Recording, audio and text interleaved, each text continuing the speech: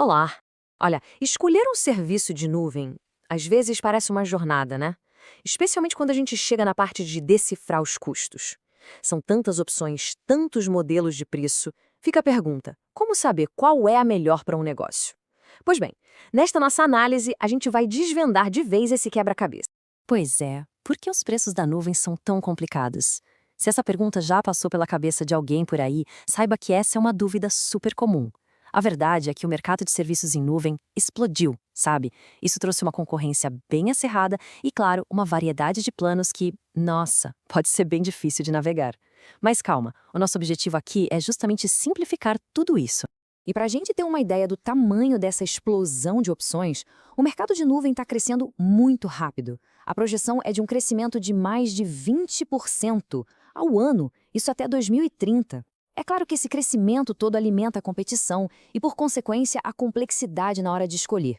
Fica aquele desafio de encontrar um serviço que seja eficiente e, ao mesmo tempo, econômico. Então, para entender o preço final, a gente precisa primeiro desmontar esse quebra-cabeça. Afinal, o que uma empresa paga exatamente quando contrata um serviço de nuvem? A gente tem que lembrar que não é um produto único, né? É um conjunto de serviços. Vamos dar uma olhada agora nas peças mais importantes. É a combinação de tudo isso que vai definir o preço. O custo não é só sobre o espaço de armazenamento, sabe?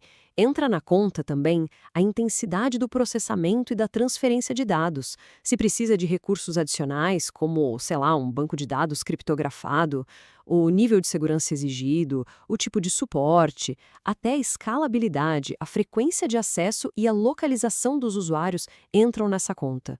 Pensa assim, cada um desses itens é uma variável que mexe no resultado final da equação. Ok, agora que a gente já sabe pelo que se paga, vamos entender como os provedores cobram por esses serviços. Basicamente, existem dois modelos principais e uma variação bem interessante entre eles. De um lado, a gente tem o famoso pague conforme o uso, do outro, os planos de assinatura. Para ficar fácil de entender, o primeiro é como se fosse a conta de luz de casa. O custo varia todo mês, dependendo do quanto se consumiu. É perfeito para empresas que têm demandas que sobem e descem. Já os planos de assinatura, esses são mais parecidos com um plano de celular. Um valor fixo por mês por um pacote de recursos já definido. A grande vantagem aqui é a previsibilidade no orçamento. Mas e aí? E se desse para ter o melhor dos dois mundos? Pois é, Dá. O modelo híbrido faz exatamente isso.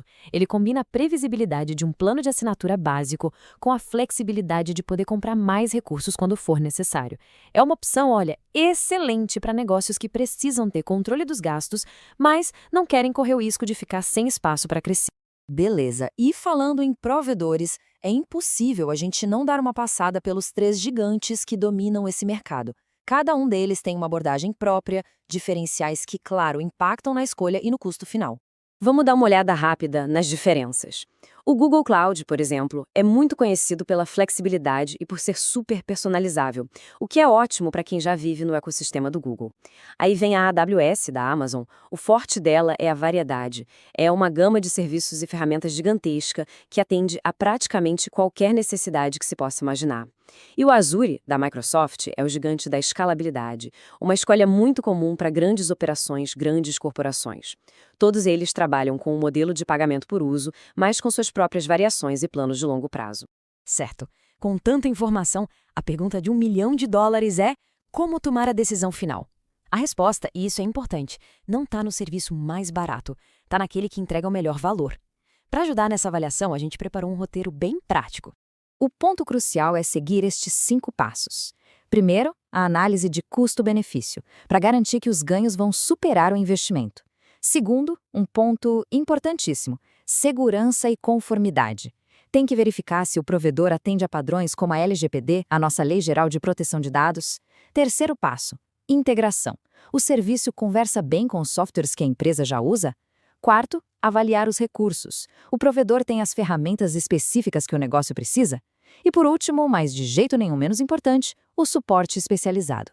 Ter ajuda de especialistas na hora do aperto faz toda a diferença. É normal olhar para o investimento inicial e levar um susto, sabe? Pode parecer alto. Mas aqui é fundamental pensar a longo prazo. Adotar a nuvem pode, de verdade, reduzir drasticamente os custos com compra e manutenção de servidores, de equipamentos físicos, sem falar nas despesas com energia, com espaço. No fim das contas, a economia a longo prazo geralmente faz tudo valer a pena. E essa frase resume perfeitamente a mensagem central de toda essa nossa conversa. Não existe uma resposta pronta, uma fórmula mágica para qual nuvem é a mais barata. A solução mais econômica vai ser sempre aquela que se encaixa como uma luva nas necessidades, nos objetivos e, claro, no orçamento da organização. E com isso, a gente chega ao final da nossa análise. A pergunta que fica, a questão fundamental, não é sobre custo, mas sim sobre valor. Analisando todas essas variáveis, os modelos de pagamento e principalmente as necessidades específicas de cada negócio, o caminho fica muito mais claro para encontrar a solução que não só cabe no bolso, mas que de fato vai impulsionar o crescimento.